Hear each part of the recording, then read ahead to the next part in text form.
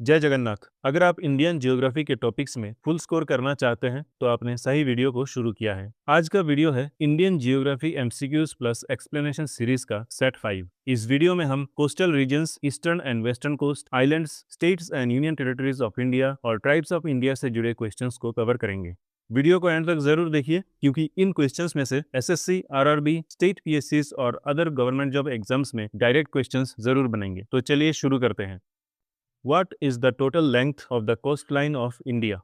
भारत की तट रेखा की कुल लंबाई कितनी है? इसका सही जवाब है ऑप्शन बी 7,500 किलोमीटर्स। जिन लोगों ने इस क्वेश्चन का आंसर ऑप्शन डी चुना है, मुबारक हो, आपका आंसर गलत हो चुका है और आपको नेगेटिव मार्क मिल गया है क्योंकि ऑप्शन डी यानी 7,500 किलोमीटर्स वाला जवाब गलत है। लेकिन इसमें गलती आपकी नहीं है क्योंकि हर पॉपुलर जीके बुक में इंडिया के कोस्टलाइन का लेंथ 7,500 किलोमीटर ही मेंशन्ड है, जो कि ओल्ड डेटा है और कई सोर्सेज में अपडेट नहीं किया गया है। और कुछ टाइम पहले तक तो इस सवाल का जवाब 7,500 किलोमीटर सही भी हुआ करता था, लेकिन अब अगर आप 7,500 किलोमीटर चूज करेंगे तो वो आंसर गलत हो जाएगा। तो आइए इस बदलाव को समझते हैं और अभी जो भी मैं आपको एक्सप्लेन करने वाला हूँ उसको आप अच्छे से नोट कर लेना क्योंकि इस एक्सप्लेनेशंस के डिटेल्स से काफ़ी सारे क्वेश्चंस बनेंगे। ये जो 7,500 किलोमीटर का कोस्टलाइन लेंथ था उसे बहुत पुराने समय के लगभग 1970s के मैपिंग टेक्नोलॉजीज से मेजर किया गया था। फिर 2010 के बाद जब मॉडर्न मैपिंग टेक्नोलॉजीज डेवलप हुई तब काफ़ी सालों के एक्यूरेट मेजरमेंट्स करने के बाद दिसंबर 2024 में मिनिस्ट्री ऑफ होम अफेयर्स ने रिवाइज्ड कोस्टलाइन लेंथ का अनाउंसमेंट किया। ये अनाउंसमेंट नेशनल हाइड्रोग्राफिक ऑफिस और सर्वे ऑफ इंडिया के 2023 टू 24 के सर्वे रिपोर्ट पर आधारित है, जिसके अनुसार भारत का रिवाइज्ड कोस्टलाइन लेंथ लगभग 11,098 किलोमीटर मेंशन किया गया है। तो इस क्वेश्चन का सही जवाब हुआ ऑप्शन बी 11,098 किलोमीटर्स। तो समझ आ गया आप लोगों को, इंडिया का कोस्टलाइन लेंथ है 11,098 किलोमीटर्स।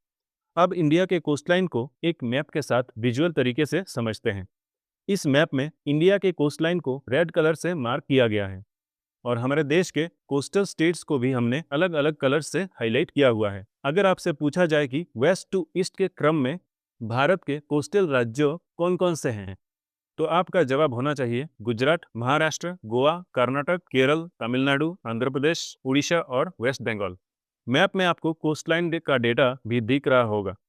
मेनलैंड का कोस्टलाइन लेंथ है 7,870.5 किलोमीटर्स और आइलैंड्स का कोस्टलाइन लेंथ है 3,228.3 किलोमीटर और दोनों को मिलाकर टोटल बनता है 11,098 किलोमीटर। भारत की कोस्टलाइन 9 राज्यों और 4 केंद्र शासित प्रदेशों में फैली हुई है।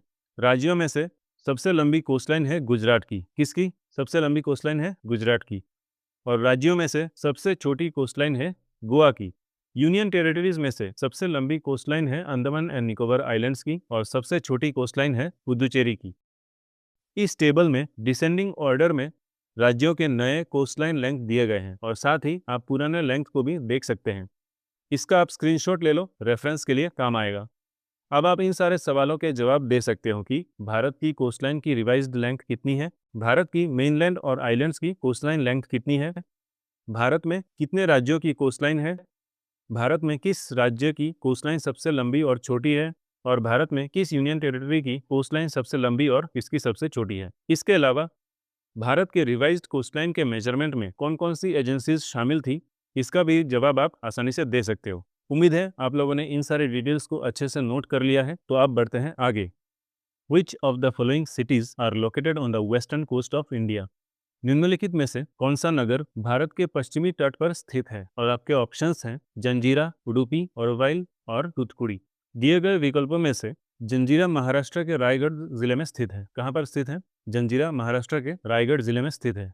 जंजीरा अपने मुरुद जंजीरा फोर्ट के लिए प्रसिद्ध है। मुरुद जंजीरा किले को अनडिफिटेड फोर्ट के नाम से भी जाना जाता है क्योंकि इस किले को कभी कोई जीत नहीं पाया था। इस किले की एक और खास बात है, यहाँ पर एक मैनमेड लेक है जिसका नाम है गंगा सागर लेक। उडुपी कर्नाटक में स्थित एक टूरिस्ट स्पॉट है और अपने हरे कृष्णा मठ के लिए प्रसिद्ध है। तूथकुड़ी का नाम तो आपने सुना ही होगा। ये तमिलनाडु की एक फेमस स्पोर्ट्स सिटी है और इसका एक निकनेम भी है। और वो निकनेम क्या है यह आप मुझे कमेंट करके बताइए। तूथकुड़ी की निकनेम क्या है यह आप मुझे कमेंट करके बताइए। इसके अलावा ओरोविल पुदुचेरी के पास स्थित एक पॉपुलर स्थल है जो ह्यूमन यूनिटी पर फोकस करती है। पुदुचेरी और तमिलनाडु दोनों ही ईस्टर्न कोस्ट पर पड़ता है, इसीलिए तुतुकुड़ी और ओरोविल ये दोनों ईस्टर्न कोस्ट पर स्थित हैं। और इस क्वेश्चन का सही आंसर हुआ ऑप्शन है 1 एंड 2, मतलब जंजीरा और उडुपी पश्चिमी तट पर स्थित है। अगला सवाल है, the name of the coast of Tamil Nadu and Andhra Pradesh is. Tamil Nadu और आंध्र प्रदेश के तट को क्या कहा जाता है? इसका सही जवाब है कोरोमंडल कोस्ट। तमिलनाडु और आंध्र प्रदेश के तट को कोरोमंडल कोस्ट कहा जाता है।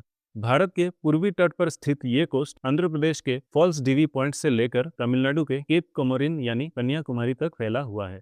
False DV point Andhra Pradesh के कृष्णा रिवर डेल्टा का ईस्टर्न टिप है, जहां से ये बे ऑफ बंगाल में मिलता है। यहाँ से आप ये भी नोट करो कि कन्याकुमारी को केप कोमोरिन भी कहा जाता है।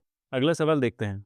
सडल peak, the highest peak of Andaman and Nicobar islands, is located in which of the following. Andaman Nicobar islands की सबसे ऊंची चोटी सडल पीक कहाँ स्थित है? इसका सही आंसर है नॉर्थ अंडमान। अंडमान निकोबार आइलैंड्स की सबसे ऊंची चोटी सडल पीक नॉर्थ अंडमान में स्थित है। सडल पीक की ऊंचाई है लगभग 732 metres. Andaman and Nicobar islands bay of Bengal में स्थित लगभग 572 छोटे बड़े आइलैंड्स और आइलैंड्स का समूह है। इनमें से लगभग 550 आइलैंड्स अंडमान ग्रुप में आते हैं और निकोबार ग्रुप में लगभग 22 आइलैंड्स शामिल हैं। अंडमान निकोबार आइलैंड्स की सबसे बड़ी आइलैंड का नाम है middle Andaman island. Andaman Nicobar islands के एडमिनिस्ट्रेशन के तहत इस आइलैंड ग्रुप में लगभग 836 आइलैंड्स आइलैंड आउटक्रॉप्स शामिल हैं। अगला सवाल देखते हैं। Which one of the following pairs of islands is separated from each other by the 10-degree channel? निम्नलिखित में से कौन सा द्वीपों का समूह 10 डिग्री चैनल के द्वारा एक दूसरे से अलग होता है? इसका सही जवाब है Andaman and Nicobar. 10 degree channel Andaman group of islands को निकोबार ग्रुप ऑफ आइलैंड्स से अलग करता है। इस चैनल की चौड़ाई लगभग 150 किलोमीटर है और ये 10 डिग्री नॉर्थ लेटीट्यूड से पैरेलल है, इसीलिए इसे 10 डिग्री चैनल कहा जाता है। इस इमेज से आपको विजुअल अंडरस्टैंडिंग मिल रहा होगा कि 10 डिग्री चैनल कहाँ पर स्थित है। वीडियो में आगे बढ़े इससे पहले एक बार पिछले क्लास का रिकैप कर लेते हैं।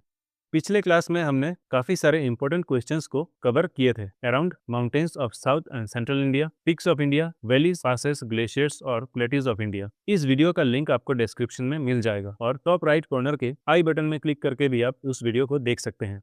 इस तरह के हर सब्जेक्ट से रिलेटेड जीके जीएस के चैप्टर वाइज वीडियो सीरीज को देखते रहने के लिए हमारे चैनल को सब्सक्राइब करें। चलते हैं अगले सवाल पर। पाक straight is located between which of the following. पाक स्ट्रेट किन दो देशों के बीच स्थित है? आपके ऑप्शंस हैं इंडिया और पाकिस्तान, इंडिया और बांग्लादेश, इंडिया और श्रीलंका या फिर इंडिया और मालदीव्स। पहले तो समझ लेते हैं कि ये स्ट्रेट क्या होता है। स्ट्रेट एक संक्रीय जल धारा होती है जो दो बड़े वाटर बॉडीज को कनेक्ट करती है। मतलब स्ट्रेट बनने के लिए दो ज़रूरी कंडीशन है जो फुलफिल होने चाहिए। पहला कि दो बड़े वाटर बॉडीज होने चाहिए और दूसरा ये कि एक संक्रीय जल पट्टी जो इन दोनों वाटर बॉडीज को कनेक्ट करती हो। और हमें यहाँ पर पूछा गया है कि पाक स्ट्रेट किन दो देशों के बीच स्थित है। अब अगर आप इंडिया के मैप को विजुलाइज करोगे तो ऑप्शन एलिमिनेशन मेथड से इसे सॉल्व कर सकते हो।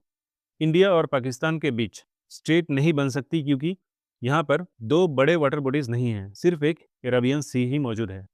इंडिया और बांग्लादेश के बीच भी स्ट्रेट नहीं बन सकता क्योंकि यहाँ पर भी एक ही बड़ा वाटर बॉडी है जो है बे ऑफ बंगाल। इंडिया और मालदीव्स के बीच दो वाटर बॉडीज तो हैं, अरेबियन सी और इंडियन ओशन, लेकिन यहाँ पर संक्रीय जल पट्टी नहीं है। तो ऑप्शंस ए, बी और डी गलत है और हमारा सही जवाब हुआ ऑप्शन सी, इंडिया और श्रीलंका। पाक स्ट्रेट इंडिया और श्रीलंका के बीच स्थित है। इस इमेज में आप देख सकते हो पाक स्ट्रेट एग्जैक्टली कहाँ पर है और किस तरह से ये बे ऑफ बंगाल को पाक बे से जोड़ता है। इसके अलावा अडम्स ब्रिज, जिसे राम सेतु भी कहा जाता है, पाक बे को गल्फ ऑफ मन्नार से अलग करता है। चलते हैं अगले सवाल पर।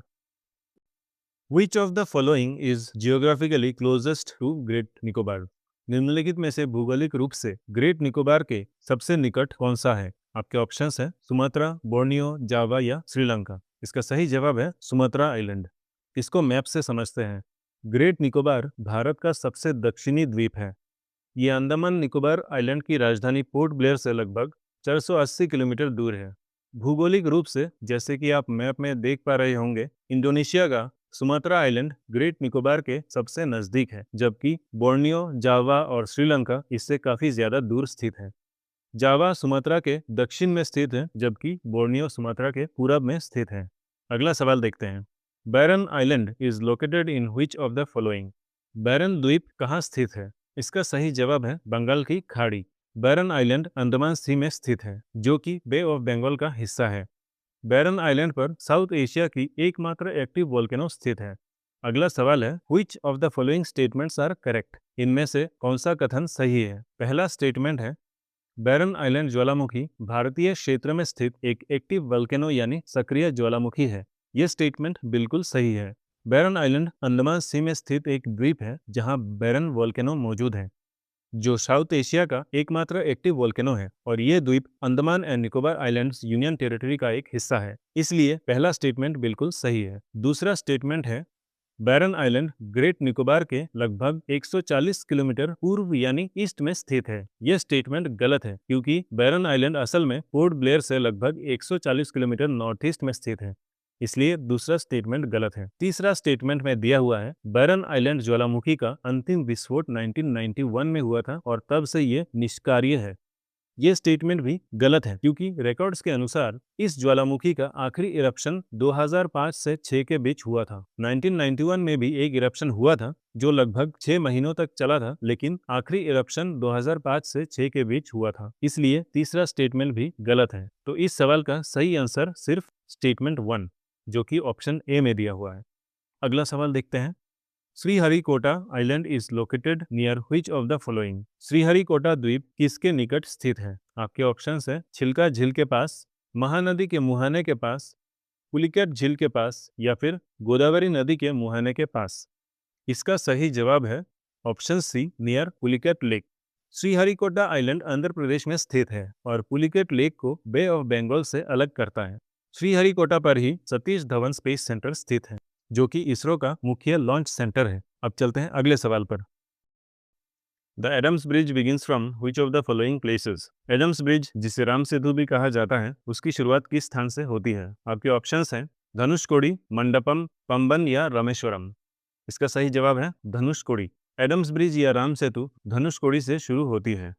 ये ब्रिज लाइमस्टोन शोल्स की एक चेन के रूप में फैला हुआ है, जो भारत के पंबन आइलैंड के धनुषकोडी टिप से श्रीलंका के मन्नार आइलैंड तक जाता है। पंबन आइलैंड इंडियन मेनलैंड से पंबन ब्रिज के जरिए जुड़ा हुआ है। अगला सवाल है, Addu atoll is situated in which ocean? क्या आपको पता है कि ये एटोल क्या होता है?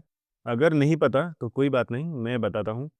एटोल एक ring shaped coral reef island या छोटे छोटे द्वीपों की श्रृंखला होती है, जो एक पानी के क्षेत्र को घेर लेता है, जिसे लगून कहा जाता है।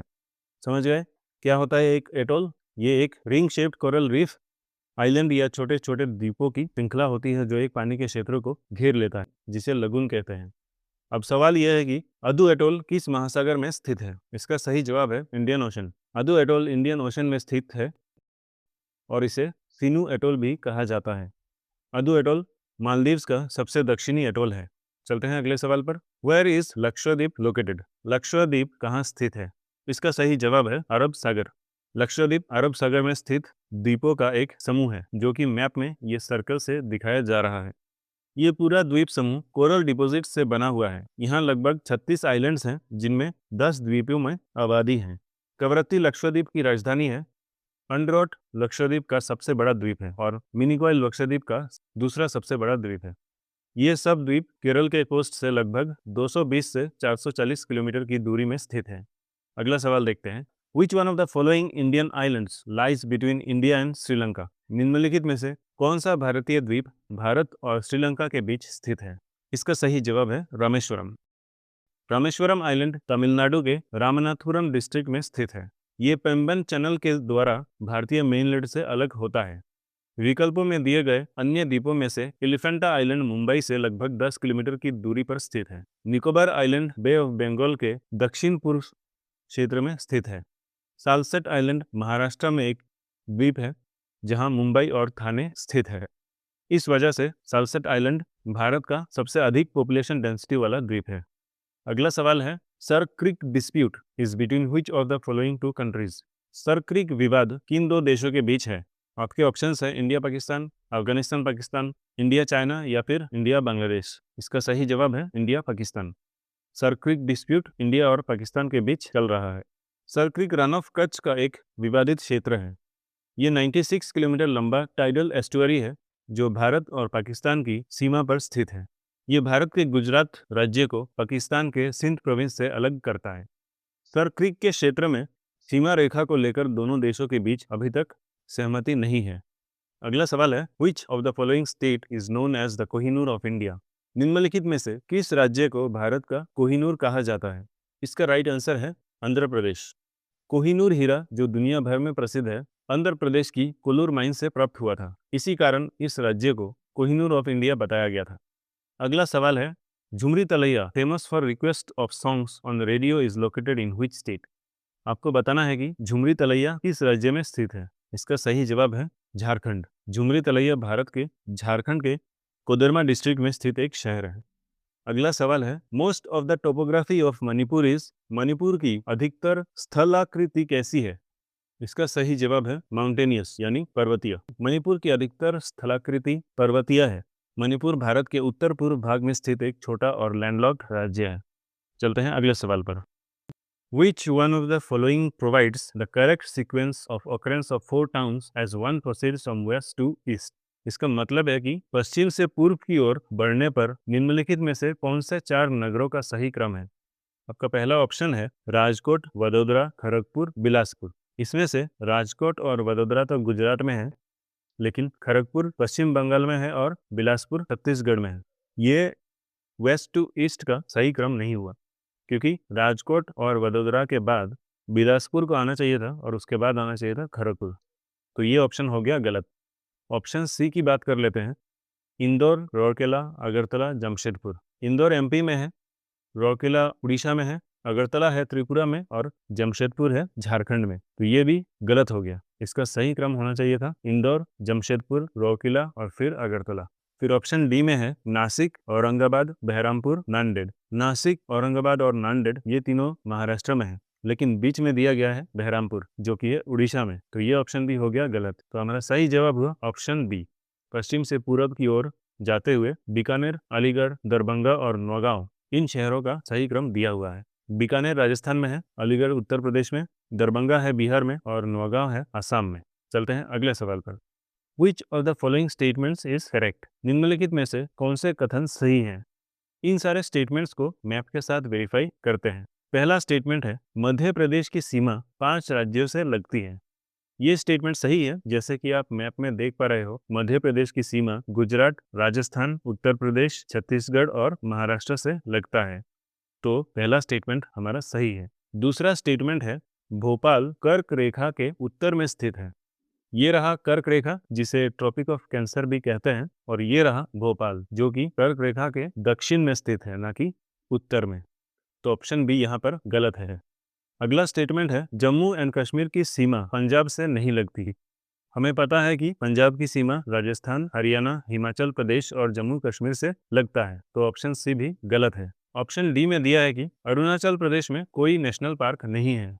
ये ऑप्शन गलत है, क्योंकि अरुणाचल प्रदेश में 2 नेशनल पार्क हैं, मोलिंग नेशनल पार्क और नमदफा नेशनल पार्क। इसलिए ऑप्शन डी भी गलत है। तो हमारा सही जवाब हुआ सिर्फ ऑप्शन ए।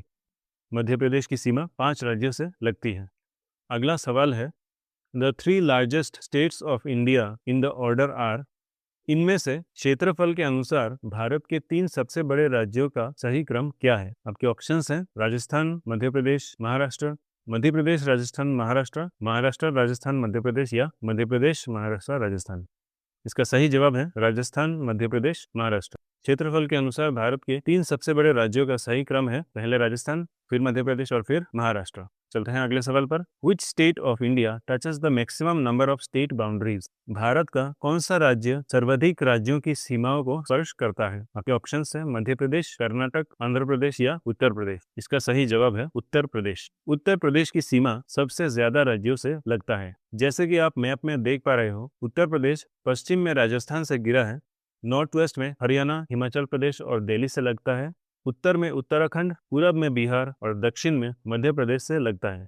इसके अलावा दक्षिण पूर्व की ओर उत्तर प्रदेश, झारखंड और छत्तीसगढ़ को भी छूता है। इस प्रकार उत्तर प्रदेश 8 राज्यों और 1 केंद्रीय शासित प्रदेश से सीमा साझा करता है।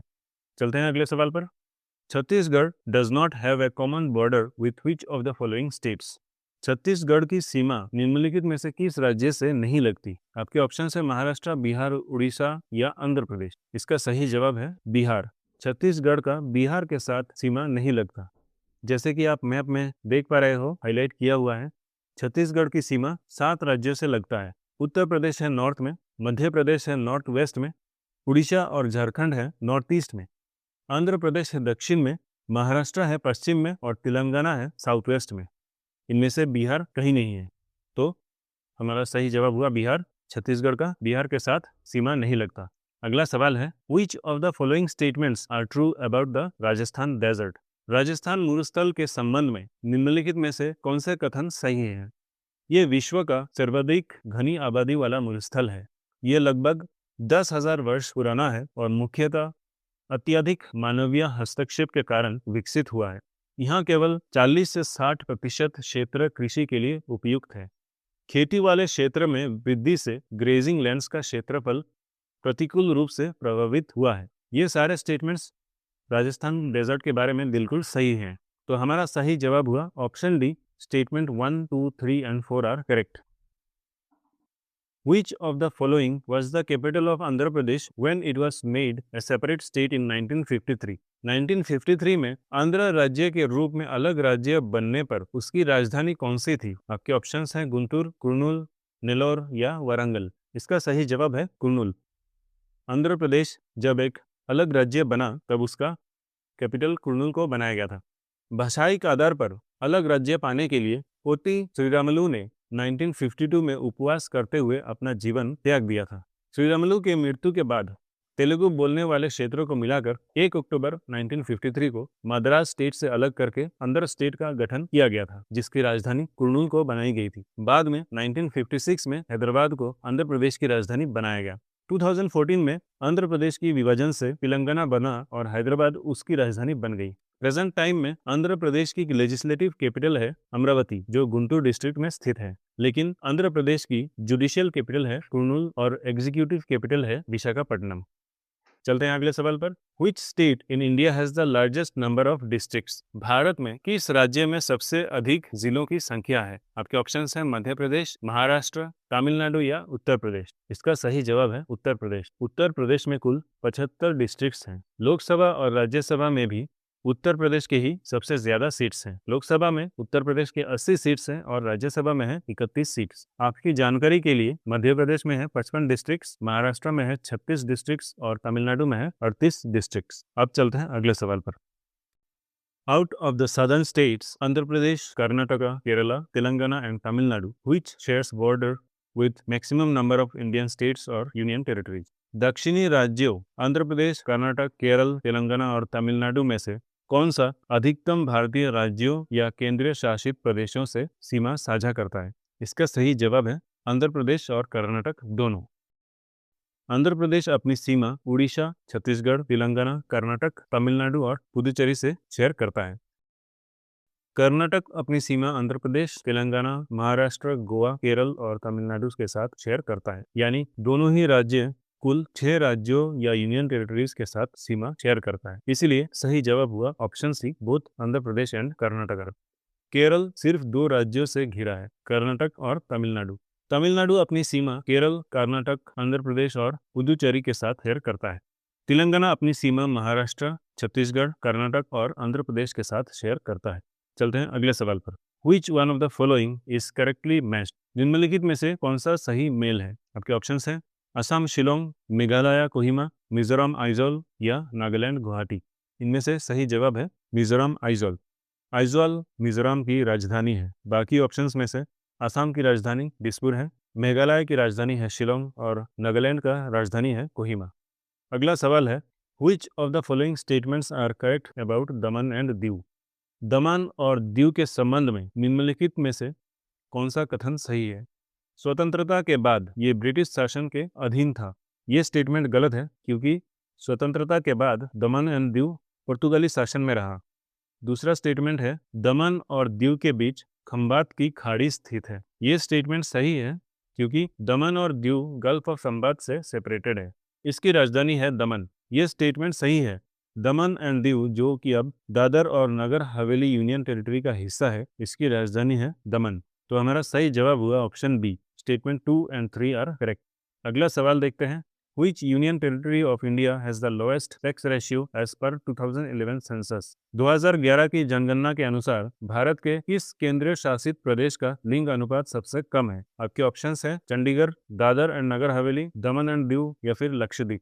इसका सही जवाब है दमन एंड दीव। 2011 की जनगणना के अनुसार दमन एंड दीव का लिंग अनुपात सबसे कम था और पुदुचेरी में सेक्स रेशियो सबसे अधिक पाया गया। चलते हैं अगले सवाल पर। The Dravidian races are mainly concentrated in which part of India? द्राविड नस्लें मुख्य रूप से भारत के किस भाग में पाई जाती है? इसका सही जवाब है दक्षिण भारत। द्राविडियन जनजाति मुख्य रूप से दक्षिण भारत तक सीमित पाई जाती है। ये जाति द्राविडियन भाषा परिवार से संबंधित है, जिसमें तमिल, कन्नड़, मलयालम और तेलुगु जैसे भाषाएं शामिल हैं। अगला सवाल है, Which among the following states has not identified a tribal community? निम्नलिखित में से किस राज्य में कोई अनुसूचित जनजाति चिन्हित नहीं की गई है? आपके ऑप्शन है महाराष्ट्र, छत्तीसगढ़, हरियाणा या कर्नाटक। इसका सही जवाब है हरियाणा। 2011 की जनगणना के अनुसार पंजाब, हरियाणा, चंडीगढ़, दिल्ली और पुदुचेरी में कोई भी ट्राइबल कम्युनिटी आइडेंटिफाई नहीं की गई है। भारत की कुल जनसंख्या का लगभग 8.6% हिस्सा आदिवासी यानी ट्राइबल कम्युनिटीज का है। सबसे अधिक ट्राइबल जनसंख्या मध्य प्रदेश, महाराष्ट्र और उड़ीसा राज्यों में केंद्रित पाई जाती है। चलते हैं अगले सवाल पर। Tharu tribe is residing in which of the following states of India? आपको बताना है थारू जनजाति भारत के किन राज्यों में निवास करती है? इसका सही जवाब है option B, Uttarakhand and Uttar Pradesh. 2011 की जनगणना के अनुसार थारू जनजाति उत्तराखंड, उत्तर प्रदेश और बिहार में पाई जाती है। अगला सवाल है, which of the following is an important tribe of the Dhauladhar range? निम्नलिखित में से कौन सी जनजाति धौलाधर पर्वतमाला की महत्वपूर्ण जनजाति है? इसका सही जवाब है गड्डी। गड्डी जनजाति वेस्टर्न हिमालय की धौलाधर रेंज में रहती है, जो हिमाचल प्रदेश के कंगरा और चंबा डिस्ट्रिक्ट्स तक फैली हुई है। गड्डी जनजाति अपना संबंध राजस्थान के गढ़वाल शाखाओं के वंश से जोड़ते हैं। धौलाधर रेंज की अन्य प्रमुख जनजातियां हैं लद्दाखी गुज्जर, बकरवाल, लाहौली और बारी। चलते हैं अगले सवाल पर। Santhals are inhabitants of which region of India? Santhal जनजाति भारत के किस क्षेत्र की निवासी है? इसका राइट आंसर है option D, eastern India. Santhal जनजाति भारत की प्रमुख जनजातियों में से एक है और मूल रूप से पश्चिम बंगाल, बिहार, त्रिपुरा, झारखंड और उड़ीसा राज्यों में निवास करते हैं। अगला सवाल है, Bodos are inhabitants of which region? Bodo जनजाति किस क्षेत्र की निवासी है? इसका सही जवाब है गारो हिल्स। बोडो जनजाति एक एथनिक और लिंग्विस्टिक समूह है जो मुख्य रूप से मेघालय के गारो हिल्स में निवास करते हैं। 2011 की जनगणना के अनुसार गारो जनजाति मेघालय, असम और मिजोरम में पाई जाती है। इसके अलावा खासी और गारो भाषा बोलने वाली जनसंख्या भी मेघालय, असम और मिजोरम राज्यों में पाई जाती है। संथल परगना झारखंड का एक ऐसा डिवीजन है जहां संथल जनजाति बहुमत में पाई जाती है। चलते हैं अगले सवाल पर। Which of the following tribes is found in Kerala? निम्नलिखित में से कौन सी जनजाति केरल में पाई जाती है? आपके ऑप्शंस है चेंचू, लेप्चा, दफला या दफार। इसका सही जवाब है चेंचू। चेंचू जनजाति मुख्य रूप से आंध्र प्रदेश के नल्लमला क्षेत्र की जनजाति है, लेकिन ये केरल के कुछ हिस्सों में भी मिलते हैं। लेप्चा जनजाति सिक्किम में पाई जाती है, दफा जनजाति गुजरात में पाई जाती है और दफला जनजाति अरुणाचल प्रदेश और असम के कुछ हिस्सों में निवास करती है। अगला सवाल है, Which of the following is the largest tribe in India? निम्नलिखित में से भारत की सबसे बड़ी जनजाति कौन सी है? आपके ऑप्शंस है टोडा, गोंड, भील या गारो। इसका सही जवाब है भील। 2011 की जनगणना के अनुसार भील जनजाति भारत की सबसे बड़ी ट्राइबल कम्युनिटी है। इनकी जनसंख्या लगभग 4.6 मिलियन है, जो कि कुल शेड्यूल ट्राइब जनसंख्या का लगभग 33% है। भील जनजाति गुजरात, मध्य प्रदेश, राजस्थान, महाराष्ट्र, छत्तीसगढ़ और आंध्र प्रदेश में फैली हुई है। गोंड जनजाति भारत की दूसरी सबसे बड़ी ट्राइबल कम्युनिटी है, जो मध्य प्रदेश, छत्तीसगढ़, झारखंड, उड़ीसा, आंध्र प्रदेश और तेलंगाना में पाई जाती है। अगला सवाल है, Which tribe celebrates the Sarhul festival? Sarhul पर्व किस जनजाति द्वारा मनाया जाता है? इसका सही जवाब है ओराओन। झारखंड की ओराओन, मुंडा और हो जनजातियां सारहुल फेस्टिवल मनाती हैं। ये त्यौहार हर साल चैत्र महीने में मनाया जाता है, जो कि नए वर्ष की शुरुआत का प्रतीक है। अगला सवाल है, Which tribe worships Lohasur as their deity? कौन सी जनजाति लोहासुर को अपना देवता मानती है? इसका राइट आंसर है ऑप्शन डी, अगारिया। अगारिया जनजाति भारत की प्रमुख जनजातियों में से एक है जो मध्य प्रदेश में लोहा उत्पादन के काम से जुड़ी हुई है। इनका मुख्य देवता लोहासुर यानी लोहा का देवता माना जाता है। अगारिया जनजाति अपने ट्राइबल देवता के रूप में लोहासुर या काल भैरव की पूजा करते हैं। तो दोस्तों, ये था Indian geography MCQs plus explanation series का सेट 5। उम्मीद है इस वीडियो से आपके कॉन्सेप्ट्स क्लियर हुए होंगे और आपको एक अच्छा रिवीजन भी मिला होगा। अगर आपको ये क्लास पसंद आया है तो इस वीडियो को लाइक, हाइप और शेयर करें और इसी तरह के वीडियोज से सीखते रहने के लिए हमारे चैनल को सब्सक्राइब करें। मिलते हैं इंडियन जियोग्राफी के अगले क्लास में। तब तक के लिए keep watching and keep learning. जय जगन्नाथ, जय भारत।